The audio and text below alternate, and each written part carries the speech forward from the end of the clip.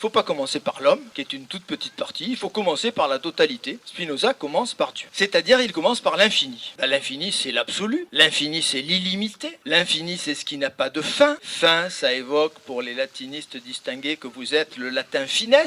Fines, en latin, ce sont les frontières. L'infini n'a pas de frontières. Et donc, si Dieu est infini, or c'est l'attribut majeur que donne à Dieu toutes les théologies hébraïques, catholiques, chrétiennes, musulmanes, Dieu est par définition l'infini même, l'absolu. Si Dieu est infini, Dieu n'a pas d'extérieur. Il n'y a pas une frontière qui pourrait séparer Dieu de ce qui n'est pas Dieu, parce que si Dieu a une frontière, Dieu est fini. Donc si Dieu est l'infini, Dieu comprend le monde n'est pas en dehors de Dieu, ça n'a pas de sens de parler de quelque chose qui est en dehors du divin, sinon le divin cesse immédiatement d'être l'infini. Et donc on arrive à cette idée Dieu, autrement dit la nature. Dieu infini ou la nature infinie, ce sont des termes absolument interchangeables pour Spinoza. Ce sont les termes qui qualifient ce que Spinoza va appeler la substance. Cette substance, c'est-à-dire ce fond des choses, cette réalité profonde, cette réalité ultime, eh bien Spinoza l'appelle Deus sive natura, Dieu ou bien la nature. Cette réalité toute puissante, éternelle, dont nous ne voyons que des manifestations à travers deux attributs,